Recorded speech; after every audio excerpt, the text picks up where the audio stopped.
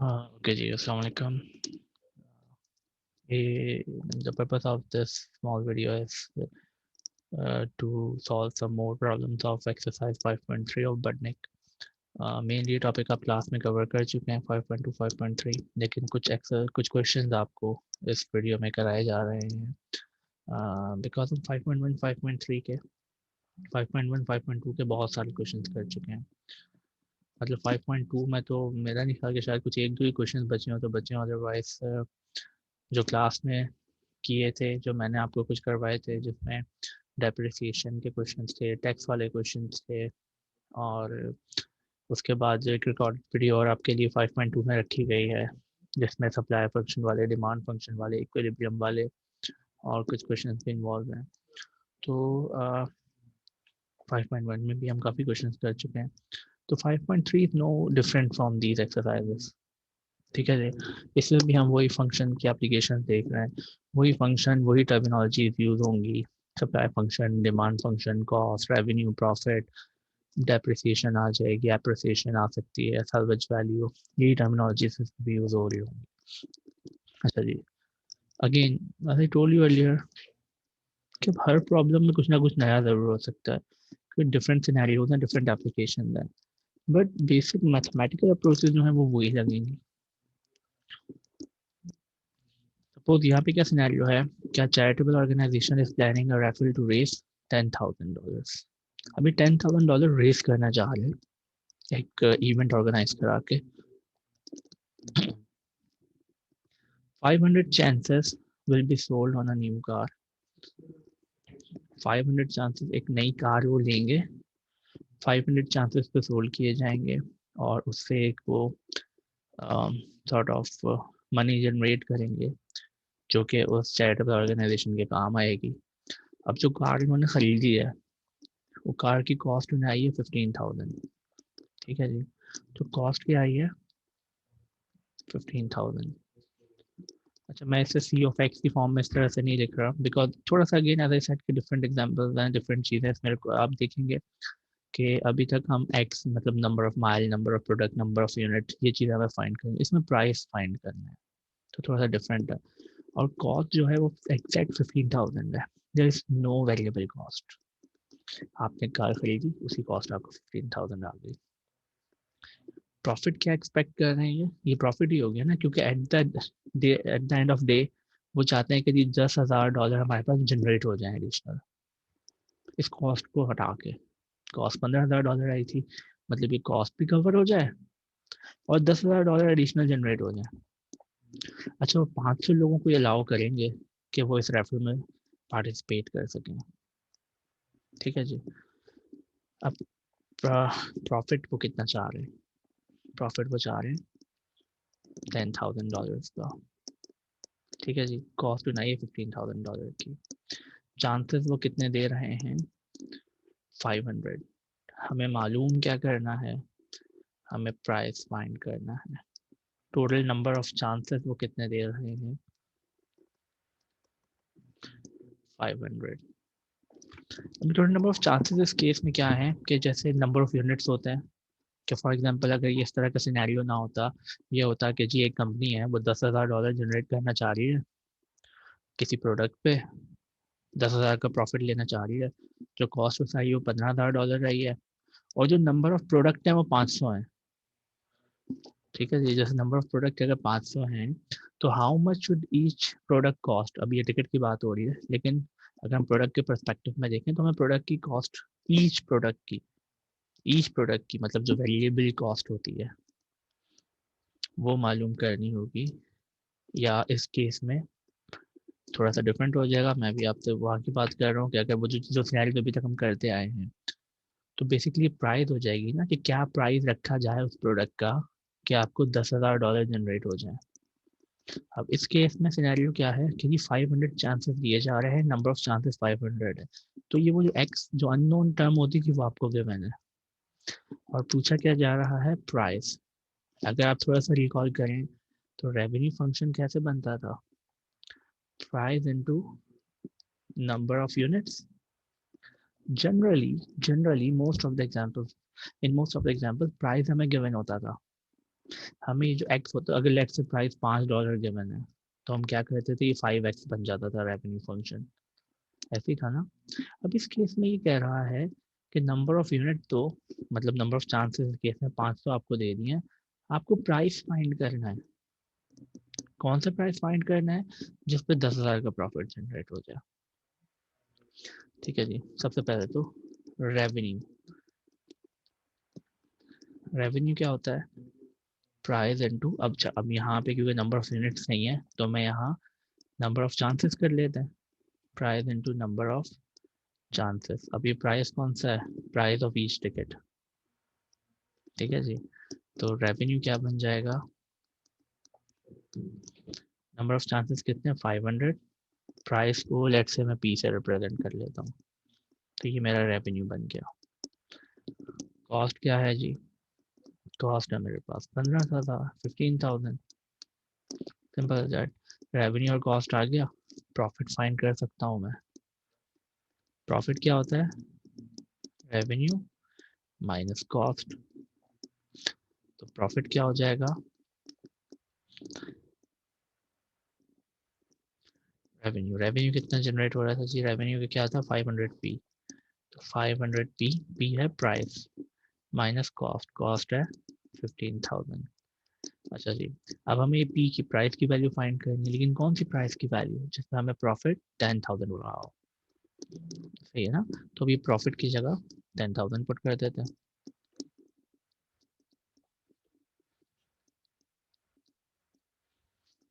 Simply अब p की value निकाल लेंगे यहाँ से, ये हो जाएगा जी 500p is equal to minus 15,000, वहाँ जाएगा ऐड हो जाएगा 25,000, which means p is equal to 25,000 divided by 500, which means p is equal to what will it be, 50 dollars। मतलब अगर मैं प्राइस $50 रख लूँ और प्राइस $50 रख लूँ और 500 चांसेस हो पर टिकट $50 का रखूँ और 500 टिकट्स हों, तो मुझे कितने का प्रॉफिट हो जाएगा, 10,000 का होना चाहिए। वेरीफाई कर लेते हैं, प्रॉफिट फंक्शन ये बना था 50 अगर मैं यहाँ रखूँ तो 50 into 500 it will be 25,000, 25,000 minus 15,000 it will be 10,000, तो 10,000 का प्रॉफिट हो जाएगा। ठीक है जी, सिंपल सा फंक्शन था। आगे आ जाते हैं क्वेश्चन नंबर 6 पे।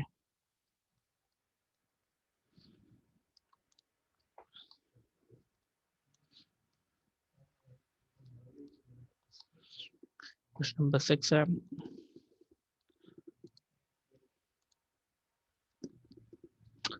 okay just give me a second,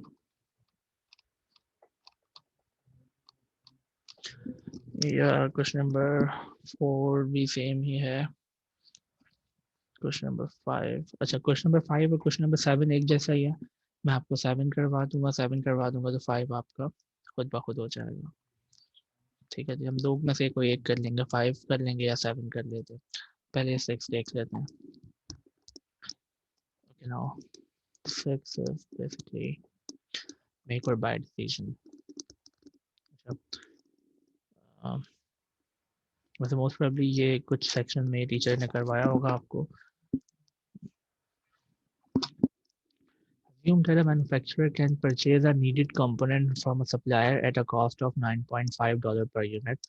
अब एक सप्लायर है, एक मैन्युफैक्चरर है, उसे एक कंपोनेंट रिक्वायर्ड है, तो ही हैज टू ऑप्शंस। एक तो ये कि वो किसी सप्लायर से ये कंपोनेंट खरीद ले और वो उसे पड़ेगा $9.5 पर यूनिट। दूसरा ऑप्शन ये है कि वो इन्वेस्ट करे 60,000 और वो खुद से प्रोड्यूस करे फिर, और खुद से प्रोड्यूस करेगा तो वो कंपोनेंट उसे पड़ेगा $7 पर यूनिट, लेकिन उसे पहले एक फिक्स कॉस्ट लगानी पड़ेगी 60,000। Now they are asking determine the quantity, quantity determine करें for which total cost are equal for the make and buy alternative. Make alternative कौन सा है जी, मेक ऑल्टरनेटिव है ये वाला, सेकंड, मेक ऑल्टरनेटिव है ये वाला कि वो इन्वेस्ट करे और खुद से प्रोड्यूस करे। बाय ऑल्टरनेटिव कौन सा है, ये ग्रीन से जो मैंने हाईलाइट किया है कि वो बाहर से खरीद ले, सप्लायर से खरीद ले $9.5 का। अब हमें क्वांटिटी फाइंड करनी है कि कौन सी क्वांटिटी, कितनी क्वांटिटी में टोटल कॉस्ट जो है बाय की और मेक की वो इक्वल हो जाएगी। ठीक है जी। तो सबसे पहले तो अब यहाँ पे थोड़ा डिफरेंट सिनेरियो है, यहाँ पे दो कॉस्ट अवेलेबल हैं, दो तरह के कॉस्ट फंक्शन बनेंगे। एक आपका कॉस्ट फंक्शन बनेगा जब आप प्रोडक्ट बाय करते हैं, वो क्या है $9.5 पर यूनिट, मतलब 9.5x। इसमें कोई फिक्स कॉस्ट नहीं होगी, क्योंकि कोई भी प्रोडक्ट अगर आप बाहर से मार्केट से परचेज करते हो, लेट्स से आप एक मार्कर या एक पेन परचेज करने जा रहे हो और वो ₹10 का है, तो आपको पेन की कॉस्ट कितनी आएगी, ₹10। वो आपको ब्रेकअप करके नहीं बताएगा कि मुझे फिक्स कॉस्ट इतनी आई थी, लेबर को मैंने इतना दिया था। आपको सिर्फ $10 का, वो बाहर से ₹10 का अगर मिल रहा है तो आपको कॉस्ट आएगी ₹10 पर पेन। अब आपको जितने पेन लेने हैं 10 इंटू क्वान्टिटी कर लें। ठीक है जी। तो पहला तो ऑल्टरनेटिव ये आ गया। इसके सब्सक्रिप्ट में मैं बी लिख लेता हूँ, जिससे मुझे पता चले कि ये बाय वाला सिनेरियो है, कि जब मुझे बाय करना है। दूसरा सिनेरियो क्या है, एक कॉस्ट और भी आएगी। ऑप्शन है, मतलब ये कि मैं परचेज ना करूं बाहर से, मैं खुद से प्रोड्यूस करूं। खुद से प्रोड्यूस करूंगा तो $7 पर यूनिट कॉस्ट आएगी, प्लस पहले मुझे एडिशनल 60,000 इन्वेस्ट करना पड़ेगा, जो कि फिक्स कॉस्ट है। ठीक है जी। तो दो तरह के कॉस्ट फंक्शन हैं। अगर मैं बाय करता हूँ तो ये कॉस्ट फंक्शन अप्लाई होगा, अगर मैं मेक करता हूँ तो ये अप्लाई होगा। इसके सब्सक्रिप्ट में मैं एम लिख लेता हूँ। ये C B of X buy वाले ऑप्शन को बता रहा है, C M of X make वाले ऑप्शन को बता रहा है। इसमें एक्स क्या है, एक्स है नंबर ऑफ प्रोडक्ट्स या नंबर ऑफ कंपोनेंट्स या नंबर ऑफ यूनिट्स। ठीक है जी। अब पूछा क्या है, डिटरमाइन द क्वांटिटी, ये क्वांटिटी पूछी है ना एक्स। जी एक्स डिटरमाइन करें, कौन सा एक्स डिटरमाइन करें, for which total cost are equal for make and buy, जिसमें ये सी बी ऑफ एक्स ये वाली कॉस्ट इक्वल हो जाए सी एम ऑफ एक्स के। मतलब कितनी क्वांटिटी ऐसी होगी जिसमें ये कॉस्ट, कि मतलब मैं बाय करूं या मैं मेक करूं, कोई फर्क नहीं पड़ेगा, सेम कॉस्ट आएगी। अगर मैं एक प्रोडक्ट ले लेता हूँ, लेट्स से अगर मुझे एक प्रोडक्ट रिक्वायर्ड है, तो बाय करने में कितनी कॉस्ट आएगी एक प्रोडक्ट को, 9.5 इंटू वन, $9.5। लेकिन अगर मैं मेक करता हूँ एक प्रोडक्ट तो कितनी कॉस्ट आएगी, 7 इंटू वन प्लस 60,000, कितनी हो जाएगी, $60,007। मतलब एक प्रोडक्ट में अगर मार्केट, अगर मुझे एक ही रिक्वायर्ड था तो बाहर से लेता हूँ तो $9.5 का पड़ेगा, खुद बनाता हूँ तो $60,007 का पड़ेगा। ठीक है जी। तो बहुत डिफरेंस है। दो प्रोडक्ट लेता हूँ तो भी डिफरेंस होगा। तो पूछ रहा है कि कितने प्रोडक्ट्स हों कि दोनों कॉस्ट इक्वल हो जाए। तो एक्स की वैल्यू निकालनी है, कौन सी एक्स की वैल्यू, जिसमें दोनों अल्टरनेटिव इक्वल हो जाए। तो इक्वेट कर लेते हैं दोनों को। ये बी ऑफ एक्स की जगह आ जाएगा 9.5x, C M of x की जगह आ जाएगा 7x प्लस 60,000। सॉल्व करेंगे इसे, -7x is equal to 60,000, 2.5x is equal to 60,000. Okay. X is equal to 60,000 divided by 2.5, which means X is equal to 60,000 divided by 2.5. Let me calculate.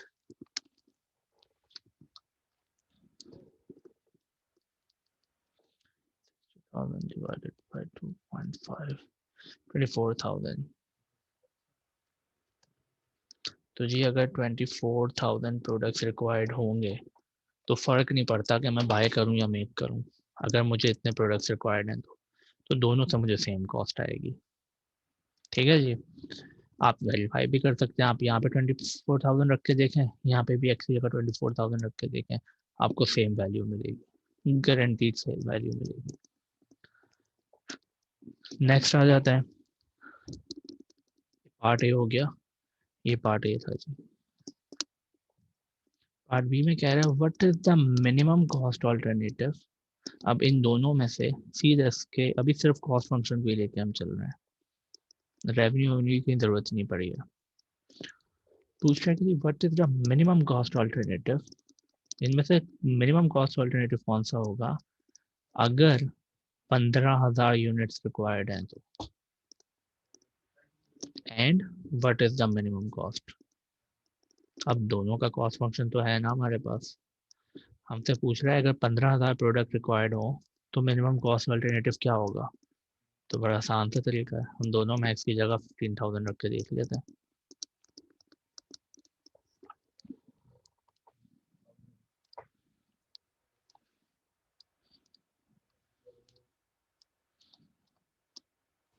ठीक है जी, दोनों functions में मतलब हम बाय वाले में भी रख के देख लेते हैं क्या, 15,000 पे पूछ रहा है ना कि अगर 15,000 प्रोडक्ट्स रिक्वायर्ड है तो दोनों में से कम कौन सा पड़ेगा, दोनों में से किस में कॉस्ट कम आएगी और वो कितनी कॉस्ट होगी।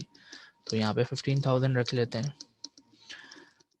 तो इसी तरह से जो हमारा सी एम ऑफ एक्स है उसमें भी हम एक्स की जगह 15,000 रख लेते हैं।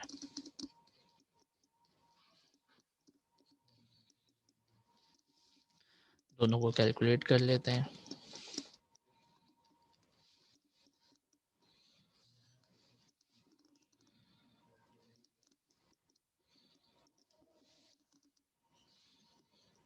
देख लेते हैं किसमें कम कॉस्ट आ रही है। 9.5 इंटू 15,000 142,500 इतनी कॉस्ट आएगी। और दूसरे में जी 15,000 इंटू 7 15,000 प्लस 60,000 तो 1,65,000। तो किस में कम कॉस्ट आ रही है, इन दोनों में से ये कॉस्ट कम है ना।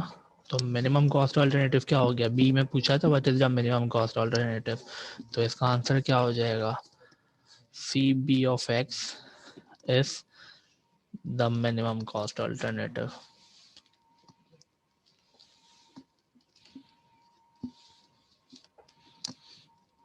या फिर हम ये भी लिख सकते हैं कि buying is the minimum cost alternative. और कॉस्ट कितनी ये भी पूछा है कि मिनिमम कॉस्ट है कितनी, तो लिख सकते हैं जी सी बी ऑफ 15,000 कितनी है, मिनिमम कॉस्ट मतलब कितनी है 142,500।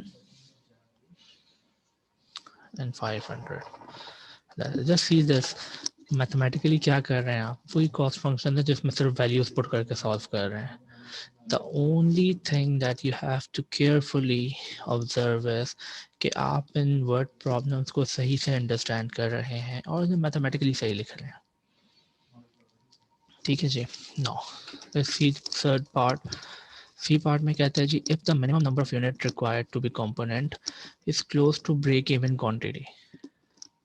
ब्रेक इवन क्वांटिटी इस केस में क्या थी, अच्छा यहाँ प्रॉफिट की कहीं बात नहीं हो रही है, यहाँ पे दो ऑप्शंस की बात हो रही है।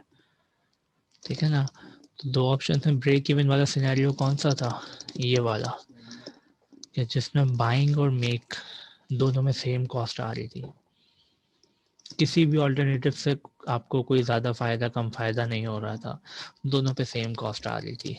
तो अब वो पूछ रहा है कि if the number of unit required of the component is close to break even quantity what factors might influence the final decision to make और बाय। मतलब अगर ये वाला सिनेरियो आ जाता है, ये सिनेरियो कौन सा था, फर्स्ट ऑफ ऑल ये सिनेरियो था जी कि जिस कि मतलब 24,000 यूनिट्स अगर आपको रिक्वायर्ड है तो it doesn't makes any difference कि आप बाय करें या मेक करें, both will cost you the same. But if both are costing the same और हमारे पास यही सिनेरियो है, लेट्स से हमें करेंटली रिक्वायर्ड है 24,000 यूनिट्स, और दोनों में हमें सेम कॉस्ट आएगी।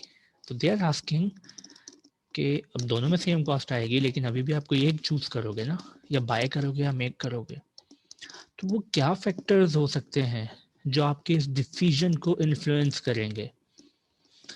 अच्छा, आप दोनों ऑप्शंस ले सकते हो, आप बाय भी कर सकते हो, आप मेक भी कर सकते हो। तो दोनों केसेस में पूछ रहा है कि वो क्या फैक्टर्स हो सकते हैं जो आपके डिसीजन को इन्फ्लुएंस करें। तो दोनों में डिफरेंट हो सकते हैं। लेट्स से बाइंग के कुछ हो सकते हैं, कुछ मेकिंग के हो सकते हैं। नाउ अब वो फैक्टर्स बताने हैं तो कुछ सॉल्यूशन नहीं है, आपको बस कॉन्सेप्चुअली बताना है। लेट्स से दोनों में कॉस्ट सेम आ रही है, लेकिन फिर भी हम बाय करने का पिक करते हैं। तो क्या रीज़न हो सकता है बाय करने का?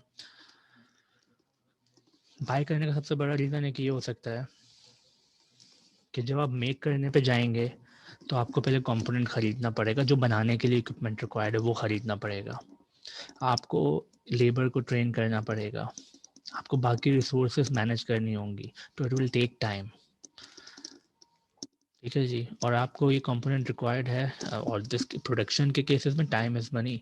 If you are losing time you are losing money. तो बाइंग का एक रीज़न ये हो सकता है जो टाइम इम्पैक्ट है। आपको बाइंग करनी है तो ऑलरेडी मार्केट में एक प्रोडक्ट अवेलेबल है, you just go there and buy it. Making के लिए आपको पहले वो इक्विपमेंट परचेज करना पड़ेगा, प्रोडक्शन आपको पहले एक टीम बनानी पड़ेगी, लेबर अरेंज करनी पड़ेगी। टाइम का एक फैक्टर हो सकता है। दूसरा और फैक्टर क्या हो सकता है कि this is not your speciality. ये कंपोनेंट आपका मेन कोर स्पेशलिटी नहीं है। ठीक है ना, आपको एक ऐसा बाय या एक छोटा सा इक्विपमेंट रिक्वायर्ड है किसी और चीज़ को बनाने के लिए। तो एक क्वालिटी का इशू भी हो सकता है कि ऑलरेडी एक फर्म मौजूद है जो कि स्पेशलाइज्ड होगी इस प्रोडक्ट में, उस कंपोनेंट में, और मार्केट में उसकी डिफरेंट वैरायटीज अवेलेबल हो सकती हैं। तो you may choose from them. जब आप खुद बनाएंगे तो you don't have the options of such things. इस तरह से और भी काफ़ी रीजन हो सकते हैं बाय करने के। मेक करने के क्या रीजन हो सकते हैं? वन ऑफ देम एस के जी सबसे इम्पोर्टेंट जो रीज़न है कि अगर आप एक दफ़ा, अभी तो आपको दोनों में सेम कॉस्ट आ रही है 24,000 प्रोडक्ट के लिए, लेकिन मेकिंग पे आप जा सकते हैं फ्यूचर पर्सपेक्टिव से, कि मतलब अगर आपको आगे भी ज़रूरत पड़ती है, दोबारा से आपको इस कंपोनेंट की ज़रूरत पड़ती है, तो नाउ अब आपको मार्केट से परचेज करने पे वो प्रोडक्ट $9.5 का मिल रहा है, लेकिन क्योंकि आप अब फिक्स कॉस्ट कवर कर चुके हो तो आपको खुद बनाने में वो प्रोडक्ट $7 का पड़ेगा। ठीक है जी, तो फ्यूचर पर्सपेक्टिव में it may help you out. Obviously ये कुछ या वन लाइनर सेंटेंसेस आप लिख सकते हैं, तब to you, as far as they are making sense तो वो सही है। ठीक है जी, नेक्स्ट क्वेश्चन पे आ जाते हैं।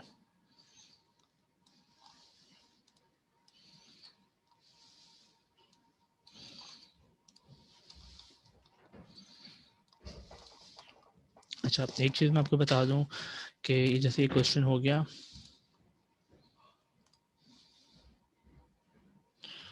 just let me share a new screen with you. Let's say ये क्वेश्चन हमने किया अभी, मेक और बाय वाला। अच्छा, 1 और 2 सिंपल थे, ये तीसरा वाला मैंने किया क्वेश्चन, और ये क्वेश्चन नंबर 6 अभी हमने किया। ठीक है जी, अब अगर आप क्वेश्चन नंबर 11 को देखेंगे, एग्जैक्टली उसी तरह का सिनेरियो है। ठीक है, चीज़ें कुछ चेंज होती हैं ऑब्वियसली, बट यहाँ पे अगर आप इसे पढ़ेंगे, अगर आपको वो पढ़ने के बाद उस जैसे किसी क्वेश्चन की प्रैक्टिस करनी है, तो question 11 will be that question.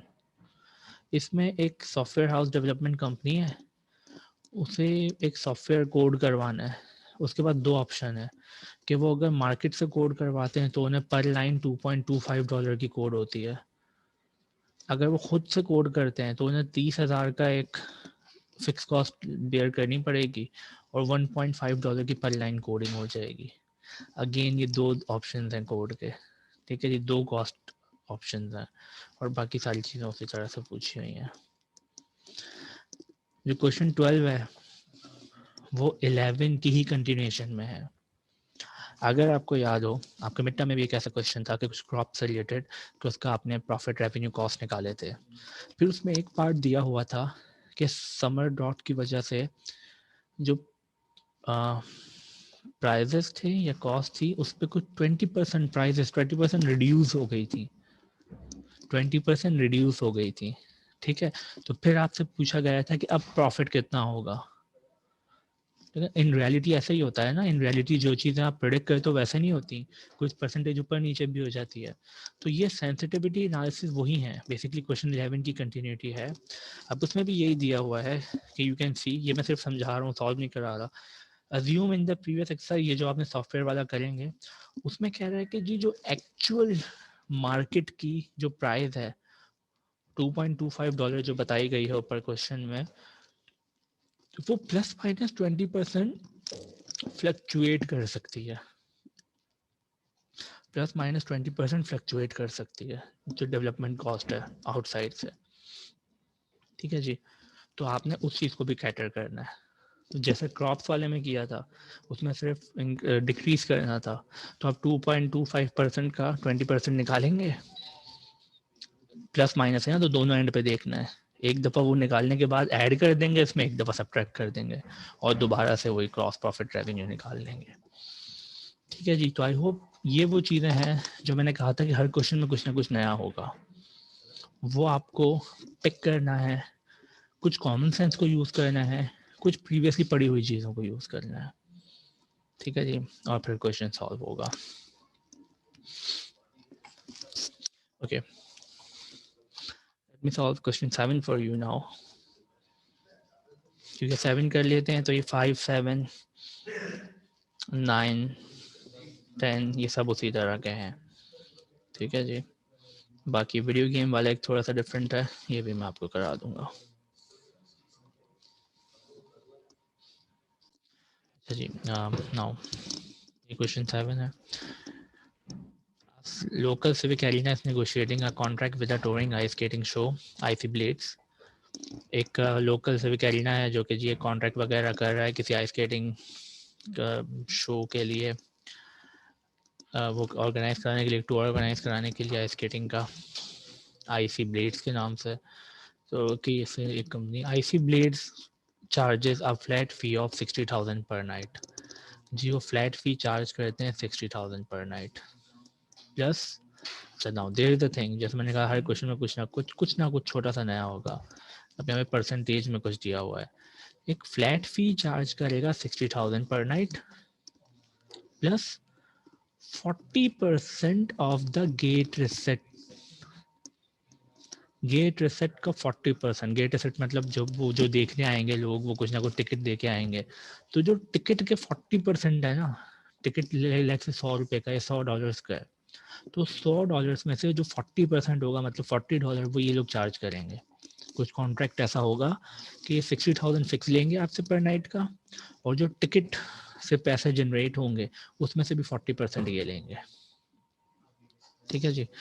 Now the civic arena plans to charge one price for all seats. अब हर टिकट का उन्होंने एक ही प्राइस रखा है, $12.5 पर टिकट, ठीक है जी। अब कुछ बनाना शुरू करते हैं। सबसे पहले पर टिकट का प्राइस कितना है, $12.5। प्राइस हो तो क्या बन जाता है, रेवेन्यू फंक्शन। रेवेन्यू फंक्शन क्या हो गया, 12.5 एक्स, एक्स के यहाँ पे क्या है, एक्स यहाँ पे है number of tickets sold, number of tickets sold, कि कितने टिकट बिकते हैं। तो रेवेन्यू कितना जनरेट होगा, कितने टिकट बिकते हैं मल्टीप्लाइड बाय 12.5, क्यों 10.5 $12.5 का एक टिकट है, ठीक है जी। लेकिन here see the thing that will be happening in the cost function. Cost function क्या होगा, फिक्स कॉस्ट तो गिवन है 60,000 प्लस अब वेरिएबल कॉस्ट क्या है, वेरिएबल कॉस्ट है 40% of the gate receipt, 40% of the gate receipt मतलब $12.5 का एक टिकट था ना, वो जितने भी टिकट बिकेंगे उनका 40% ये लेगा। 40% का मतलब 0.4 इंटू $12.5 का एक टिकट है ना, तो हर टिकट $12.5 का, इसका 40% ये लेंगे इंटू एक्स। एक्स क्यों? क्योंकि अब जितने भी टिकट बिकते हैं और जितने भी टिकट बिकेंगे उसका 40% ये लोग चार्ज करेंगे हमें, मतलब वो कॉस्ट बेयर करनी पड़ेगी, उन्हें देनी पड़ेगी। ठीक है जी, ये टर्मिनोलॉजी डिफरेंट है, चीज़ें दूसरी हैं, लेकिन हम उसे कॉस्ट रेवेन्यू प्रॉफिट के पर्सपेक्टिव से ही देख रहे हैं। ठीक है जी, क्लियर है ये? इसे थोड़ा सा सिंप्लीफाई कर लेते हैं। 60,000 प्लस 12.5 इंटू 0.4, 12.5 इंटू 0.4 5, तो ये हो जाएगा जी प्लस 5x। तो ये आपका रेवेन्यू फंक्शन हो गया था, ये आपका कॉस्ट फंक्शन हो गया था। ठीक है जी, कॉस्ट और रेवेन्यू आ गया, हम प्रॉफिट फंक्शन बना सकते हैं। ठीक है जी, पहले देख लेते हैं पूछ क्या रहा है। Now determine the number of tickets which must be sold each night in order to break even। बिल्कुल ऐसा ही है, वो पूछ रहा है एक्स की वैल्यू बता दो। कौन सी एक्स की वैल्यू? जब प्रॉफिट इक्विवेलेंट टू जीरो हो जाए, क्योंकि ब्रेक इवन यही होता है ना, जब प्रॉफिट जीरो हो जाए, जब कॉस्ट रेवेन्यू के बराबर हो जाए। ठीक है जी, तो पहले हम प्रॉफिट फंक्शन बना लेते हैं। प्रॉफिट फंक्शन क्या बन जाएगा? Revenue minus cost. अच्छा, अभी तक कुछ ऐसा नया नहीं हुआ है, सिर्फ एक चीज़ थी कि परसेंटेज में दिया हुआ था। पार्ट बी या सी में से वो कोई एक चीज़ थोड़ी सी डिफरेंट लेके आएगा, वो हम देखते हैं। या फिर शायद इसका जो क्वेश्चन 8 है वो भी इसी की कंटिन्यूशन है, उसमें कुछ ना कुछ नया करेगा। अभी तक तो सिंपल है। रेवेन्यू माइनस कॉस्ट, रेवेन्यू क्या है? 12.5x माइनस कॉस्ट, कॉस्ट क्या है? 5x plus 60,000। तो प्रॉफिट फंक्शन क्या बन जाता है जी? 7.5x minus 60,000। अच्छा, पूछ क्या रहा था? अब पूछ रहा है जी determine the number of tickets, मतलब आप x की वैल्यू फाइंड करें। पार्ट ए में पूछ रहा है x की वैल्यू फाइंड करें। कौन सी x की वैल्यू? जिसमें प्रॉफिट इक्विवेलेंट टू जीरो हो जाए, मतलब ब्रेक इवन आ जाए। तो हम ये कर लेते हैं, x की वैल्यू फाइंड करते हैं, प्रॉफिट की जगह जीरो रख देते हैं। Zero is equal to 7.5x minus 60,000। 7.5x is equal to 60,000 and x is equal to 60,000 divided by 7.5, which means x is equal to 60,000 divided by 7.5।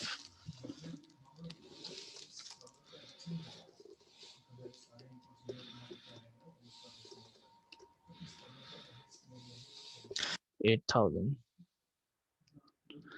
इसका मतलब है कि अगर 8,000 टिकट सेल आउट किए जाते हैं और प्राइस $12.5 रखा जाता है और 40% टिकट से जनरेट होने वाले पैसे हम इस फर्म को भी दे देते हैं, इस ऑर्गेनाइजर्स को भी दे देते हैं, इस आइस ब्रीड्स को भी दे देते हैं, और 60,000 फ्लैट फी भी दे देते हैं, तो हमें ब्रेक इवन मतलब नो प्रॉफिट नो लॉस होगा। ठीक है जी, पार्ट बी में कह रहा है if the civic arena has a goal of clearing 15,000 each night. अब वो कह रहा है कि जो सिविक एरिना है उसका गोल है कि वो $15,000 ईच नाइट क्लियर करे, how many ticket must be sold. अब यही थोड़ा सा मॉडिफाई हो जाएगा। को बस सिंपली ये देखिए पूछ क्या रहा है, पूछ रहा है कि जी अगर उसका गोल है कि वो 15,000 से डॉलर से ऊपर जनरेट करे, अब वो जनरेट करने की बात कर रहा है सिविक एरिना, इसका मतलब एडिशनल प्रॉफिट चाह रहा है। वो चाह रहा है कि अगर उसका जो प्रॉफिट है वो $15,000 हो जाए तो उसके लिए how many ticket must be sold. तो इस सिनेरियो में 15,000 प्रॉफिट के लिए एक्स की वैल्यू क्या होनी चाहिए? पहले हमने प्रॉफिट जीरो के लिए देखी थी, अब प्रॉफिट 15,000 है। We still have the same profit function, profit function तो वही है ना, 7.5x माइनस 60,000। अब प्रॉफिट की जगह क्या रख देंगे? 15,000, बाकी फंक्शन एज इट इज है।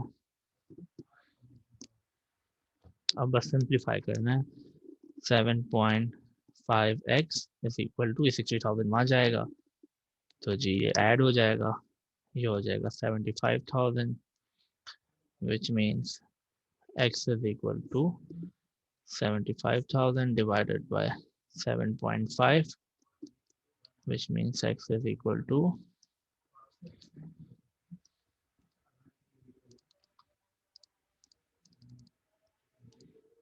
7.5, so it will be 10,000. ठीक है जी, तो इतना प्रॉफिट हो जाए। ओके जी, तो 10,000 का प्रॉफिट हो गया। ऑब्वियसली ये सारी अमाउंट डॉलर्स में है, तो you can write a dollar sign with them. Part C S again is what would nightly profit. अब प्रॉफिट पूछ रहा है कि प्रॉफिट क्या होगा इफ एवरेज अटेंडेंस है 75,000, मतलब नंबर ऑफ टिकट सोल्ड दे दिया 75,000, तो प्रॉफिट बताना है। Still you are using the same profit, same function for part C. Profit function है आपके पास। प्रॉफिट फंक्शन क्या है जी, 7.5x minus 60,000. Now what they are asking is कि अगर जो अटेंडेंस है, मतलब x की जो वैल्यू है, जो नंबर ऑफ अटेंडेंस है वो 7500 है, 7500, तो कितना प्रॉफिट जनरेट होगा। Simply you have to use the same profit function, p of 7500 is equal to 7.5 into 7500 minus 60,000, 7500 ही था या। तो प्रॉफिट कैलकुलेट कर लेते हैं, सिंपल कैलकुलेशन है।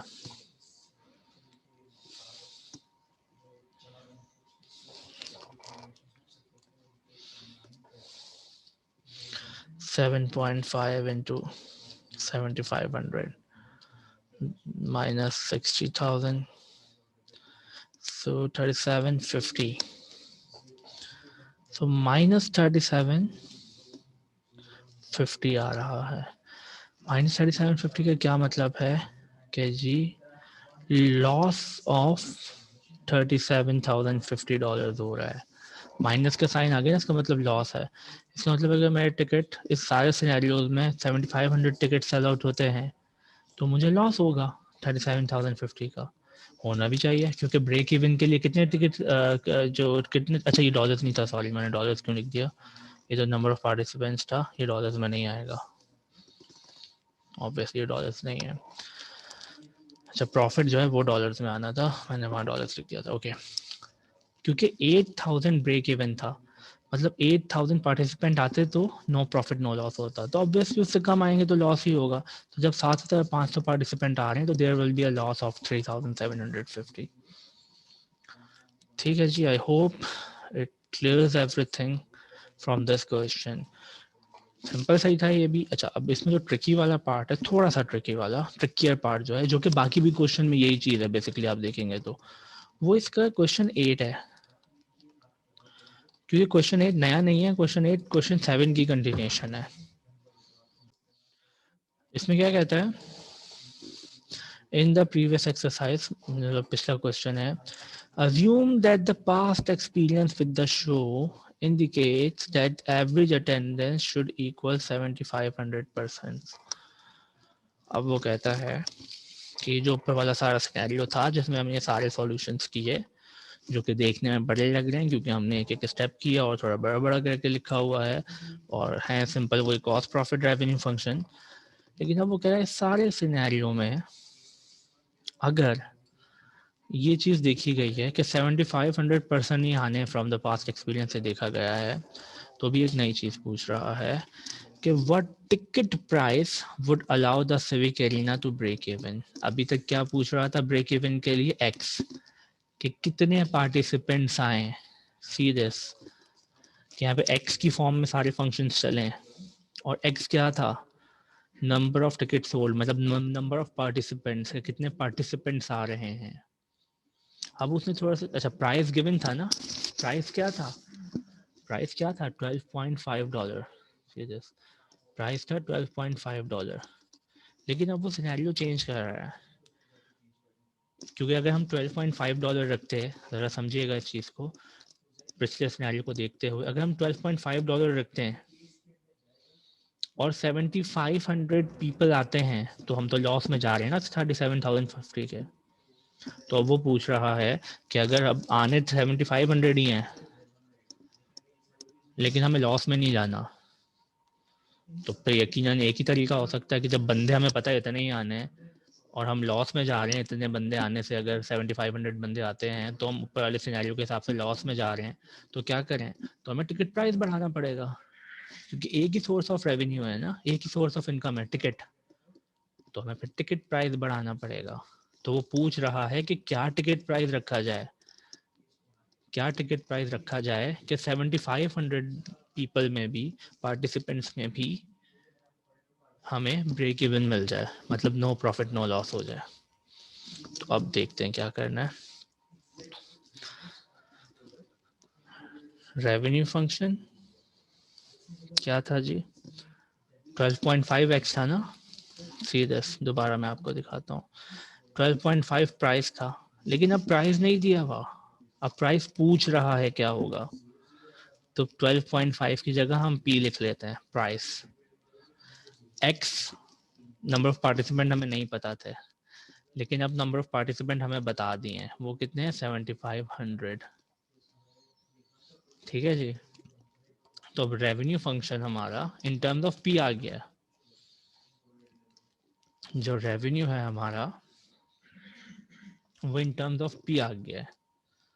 मैं इसको लिख x ही रहा हूँ क्योंकि जनरली हम x की फॉर्म में लिखते आए हैं, लेकिन यहाँ हमें x दे दिया, हमने पुट कर दिया, but still I am writing in terms of x 7500p, ये आपका रेवेन्यू फंक्शन बन गया, क्योंकि अब x की वैल्यू दे दी, प्राइस की नहीं दी। मैं एक दफ़ा दोबारा बता देता हूँ ऊपर से देख के जाके, रेवेन्यू क्या होता है, price into number of participants इस केस में। अब आपको नंबर ऑफ पार्टिसिपेंट दे दिए, प्राइस पूछ रहा है क्या होगी ब्रेक इवन के लिए। ब्रेक इवन शुरू तो रेवेन्यू और कॉस्ट से ही होगा ना, फिर प्रॉफिट तक जाएंगे, तो पहले रेवेन्यू फंक्शन बनाया, बन गया कॉस्ट फंक्शन। कॉस्ट फंक्शन क्या था, कॉस्ट फंक्शन भी अगर आप देखें, कॉस्ट कितनी आ रही थी, 60,000 वो फ्लैट फी चार्ज कर रहा था, तो 60,000 plus 40% of the gate receipt, तो कॉस्ट होगी 60,000 plus 40% of the gate receipt, 60,000 plus 40% मतलब 0.4 ऑफ द गेट रिसेट। पहले $12.5 का 40% था ना, अब p का 40% होगा, क्योंकि प्राइस हमें नहीं पता ना, जो भी प्राइस होगा उसको 40% इसने लेना है, ऐसा ही है ना, जो भी प्राइस होगा उसको 40% ये चार्ज करेगा। अब हमें प्राइस नहीं पता, p निकालना है हमें, तो ये 40% उसका। अच्छा x आता था साथ, x था नंबर ऑफ पार्टिसिपेंट्स, वो अब हमें पता है, वो अब लिख देते हैं यहाँ 7500। पहले क्या था 0.4 इंटू 12.5 ऊपर वाले क्वेश्चन में इंटू x, लेकिन अब x की वैल्यू दे दी है 7500 और इसकी वैल्यू पूछ रहा है क्या होनी चाहिए, तो हमने x की जगह 7500 रख दिया और p की जगह p रख दिया, जो प्राइस अननोन है, ठीक है जी। तो अब हमारा कॉस्ट फंक्शन क्या बन जाएगा, 0.4 इंटू 7500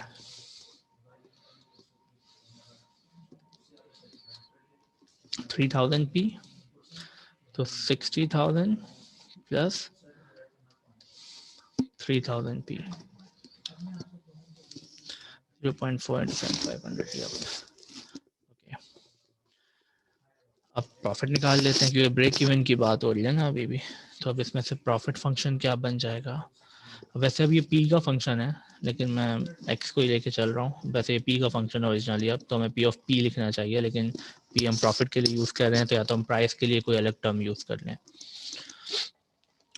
तो प्रॉफिट क्या होता है जी, रेवेन्यू माइनस कॉस्ट, तो रेवेन्यू कितना है 7500p माइनस कॉस्ट, कॉस्ट क्या है 30,000 sorry 3000p plus 60,000, so profit will be this minus this, it will be 4500p minus 60,000, which means profit is equivalent to sorry not profit, हमें break even चाहिए ना, break even चाहिए, तो this minus this is 4500 minus 60,000, हमें break even पे find करना है। What ticket price would allow the civic arena to break even. Break even का क्या मतलब है? ब्रेक इवन का मतलब है प्रॉफिट इक्विवेलेंट टू जीरो, तो प्रॉफिट को इक्विवेलेंट टू जीरो पुट कर देते हैं। 4500 पी माइनस 60,000, तो पी की वैल्यू यहाँ से आ जाएगी, अब 60,000 वहाँ जाएगा, फिर 4500 से डिवाइड हो जाएगा, तो 60,000 divided by 4500, it will be $13.33। ये प्राइस है जी, कि अगर $12.5 प्राइस रखी थी हमने और 7500 यूनिट्स पार्टिसिपेंट्स आ रहे थे, तो हम 3750 के लॉस में जा रहे थे। तो प्राइस बढ़ा के अगर हम $13.33 कर देते हैं, 12.5 से बढ़ाकर $13.33 कर देते हैं, तो ब्रेक इवन पे आ जाएंगे उतने ही पार्टिसिपेंट्स पे। ठीक है जी, थोड़ा सा दिमाग चलाना पड़ेगा। Part B, What ticket price would allow them to earn a profit of 15,000। अब अगेन इसी पे पूछ रहा है कि जी क्या टिकट प्राइस होगा कि 15,000 का प्रॉफिट हो जाए। तो सिंपली ये प्रॉफिट फंक्शन है हमारे पास, पहले जीरो रखा था, अब वो कह रहा है कि जी प्रॉफिट 15,000 का प्रॉफिट चाहिए, तो अब टिकट प्राइस क्या रखा जाए, तो कर लेते हैं। Again I will tell you कि जी मैंने एक्स यूज़ करवा दिया बिकॉज आप एक्स ही यूज़ कर रहे थे, लेकिन यह पी का फंक्शन है, तो you can use P of P और समथिंग लाइक दैट। तो प्रॉफिट की जगह 15,000 रख दें,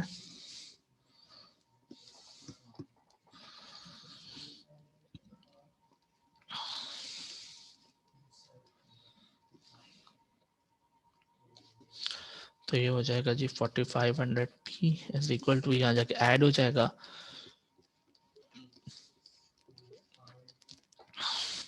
75,000 डिवाइडेड बाय 4500,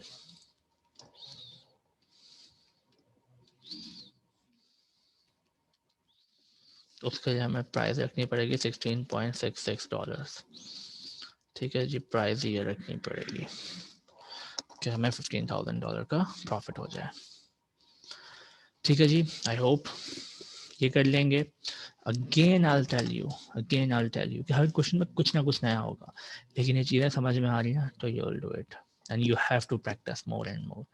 जितनी प्रैक्टिस करेंगे उतना डिफरेंट क्वेश्चंस को एक्सप्लोर करेंगे। अच्छा, एक और चीज़ भी है कि आप में से कुछ लोग देखेंगे जी आपको एक सी बी ऑफ ई का एक फॉर्मूला मिलेगा जो कि होगा fix cost divided by P minus we.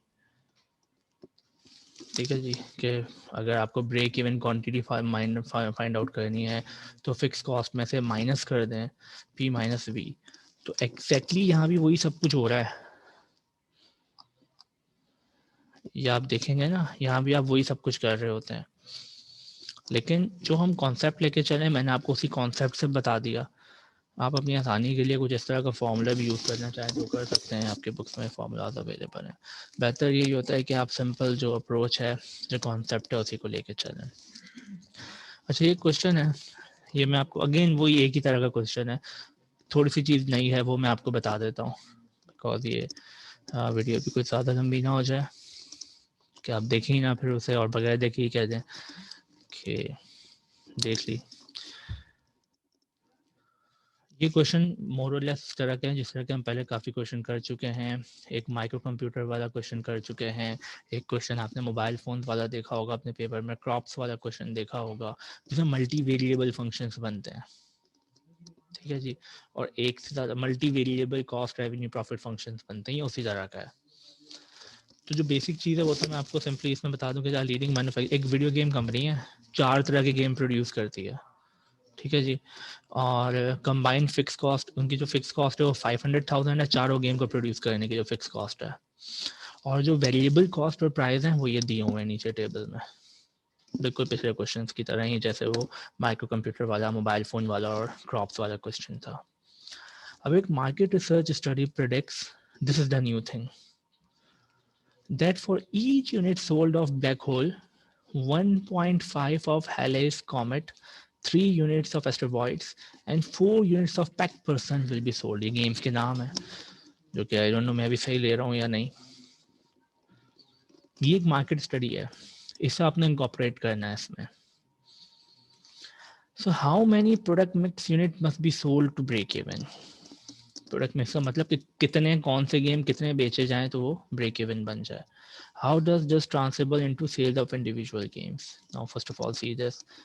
सबसे पहले बना लें जी इसका revenue function, cost function, profit function. 4 game है ना, मैं चारों को एक एक नाम, लेट्स से पैक पर्सन को मैं पी से रिप्रेजेंट कर लेता हूँ, एस्ट्रोवॉइड्स को ए से, हेलिकॉमेट्स को एच से, ब्लैक होल को बी से. तो ये क्या बन जाएगा? P comma A comma H comma B. Revenue function बना रहा हूँ ना. So now see this.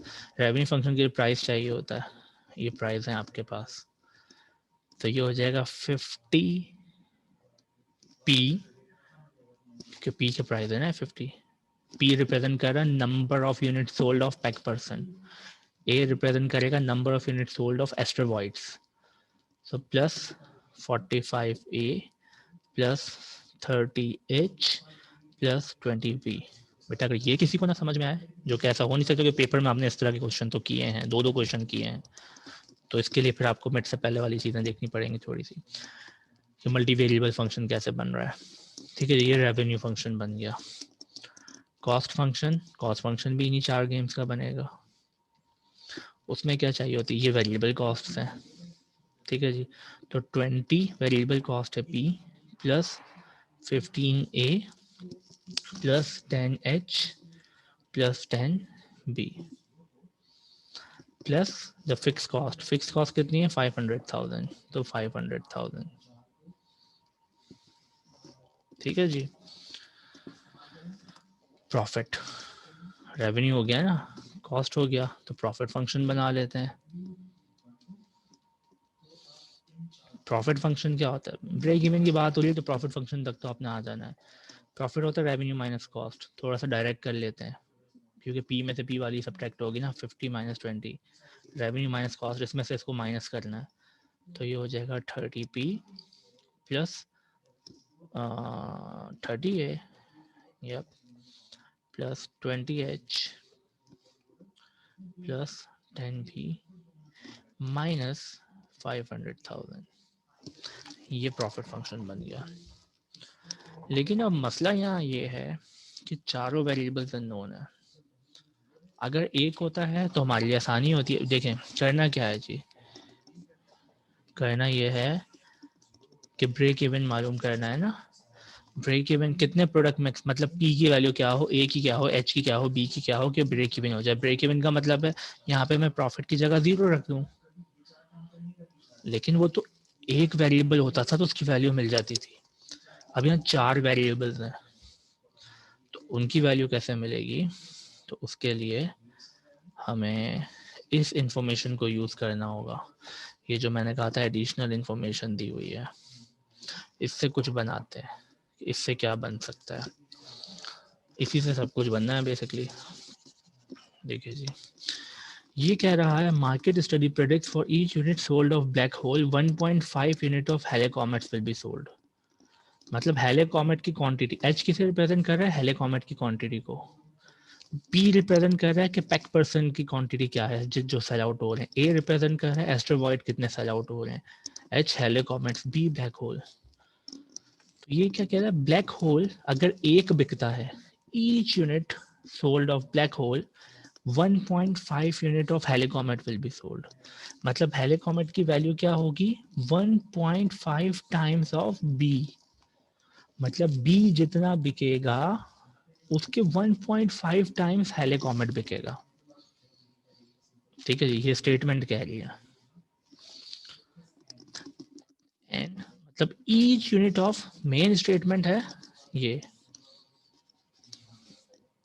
कि each unit of black whole के एक यूनिट पे हेलिकॉमेट के 1.5 यूनिट बिकेंगे, एस्ट्रोवॉइड के 3 यूनिट बिकेंगे.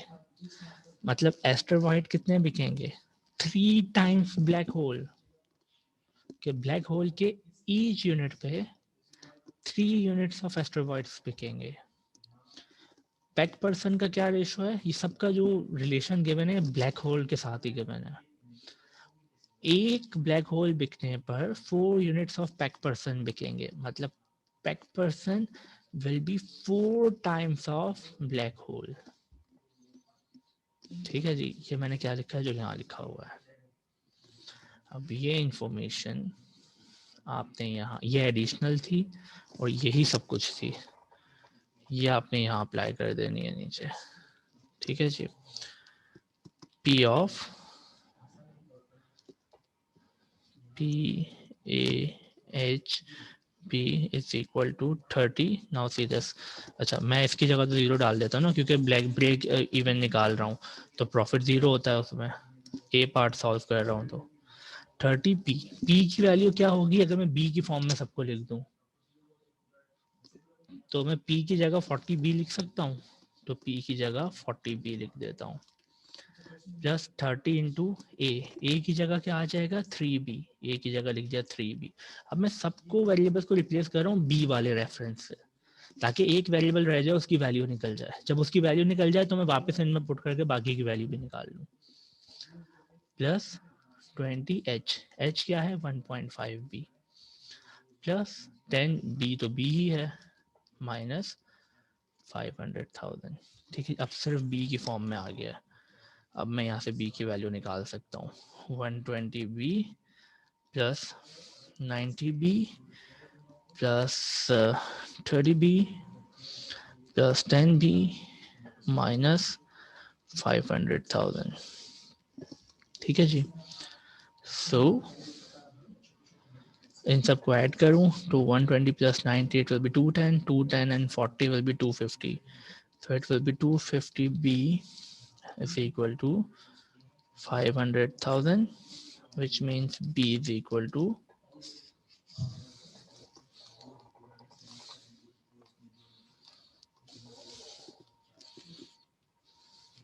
500,000 divided by 2000, तो b की वैल्यू आ गई 2000। मतलब ब्लैक होल 2000 सेल आउट किए जाएं तो ब्रेक इवन आ जाएगा, लेकिन हमसे सिर्फ ब्लैक होल का थोड़ी पूछा था, हमें तो क्या है how many product mix units must be sold. तो अभी तो हमें बी की वैल्यू आई है ना, ये बी की वैल्यू मतलब टोटल प्रोडक्ट मिक्स बताने थे, तो प्रोडक्ट मतलब इतने अगर सेल आउट किए जाएं टोटल आपके पास, बी की वैल्यू तो जी सिंपली बी ही है ना, बाकी सबका रिलेशन ये दिया हुआ है। अब आपको इंडिविजुअल सेल्स निकालनी है, बी की वैल्यू आपके पास आ गई 2000। ठीक है जी, अब ये वैल्यू आप वापस इनमें पुट कर दें, यहाँ से आपको एच ए और पी की वैल्यूज मिल जाएंगी। ठीक है जी, यहाँ से ये वैल्यूज उठा लें, इसको नीचे कॉपी कर लेता हूँ, जो रिलेशन हमने बनाए थे उस स्टेटमेंट से बेसिकली।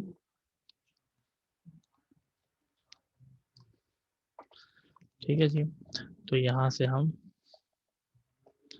एच की वैल्यू निकाल लेते हैं कि हेलिकॉमेट्स कितने बिकेंगे 1.5 इंटू बी, बी की वैल्यू क्या निकालिए 2000, तो एच की वैल्यू क्या आ गई 3000।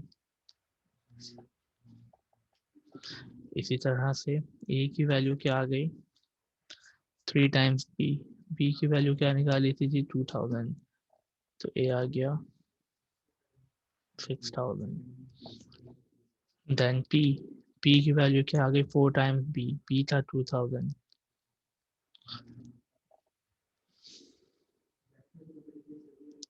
तो ये आपके पास आ गया सॉरी या 2000 था, ठीक है 4 था 8000, तो 8000 और बी की वैल्यू तो 2000 ही है। ठीक है जी, 2000 नॉट 20,000 सॉरी।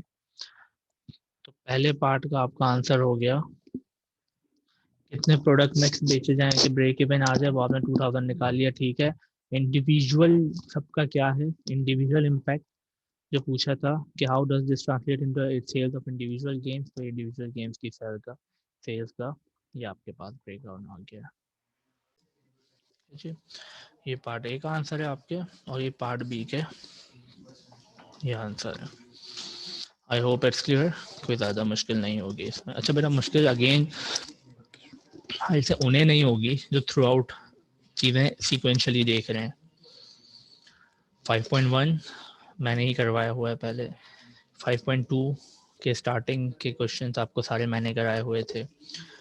5.2 के 5.3 के क्वेश्चन आपको फिर एक वीक में क्लास नहीं ले सका था due to some emergency at home, तो दूसरे टीचर ने ली थी, तो उसके भी अब ये आपको 5.2 के भी क्वेश्चंस मैं आपको डाल चुका हूँ, कर चुका हूँ, और 5.3 के भी। तो लाइव सेशंस की पहले देखनी है, अगर आप लेक्चर मिस कर चुके हैं तो आपने पहले लाइव सेशंस देखने हैं, उसके बाद ये एडिशनल हेल्प है। ठीक है जी, डायरेक्ट लाइव सेशंस को देखे बगैर इस पे आ जाएंगे तो शायद मुश्किल हो, क्योंकि बेसिक चीज़ें उसमें ही बताई गई हैं। तो अगर मेरी कोई क्लासेस नहीं ली थी या किसी की कोई क्लासेस नहीं ली थी, तो पहले लाइव सेशंस की रिकॉर्डिंग देखें फिर इस पे आइए, क्योंकि ये तो एडिशनल हेल्प है, इसमें क्वेश्चन सॉल्व करवाए गए हैं सिर्फ। ठीक है जी, ये कर लेंगे तो आपके तकरीबन सब क्वेश्चन सॉल्व हो जाते हैं 5.3 के भी।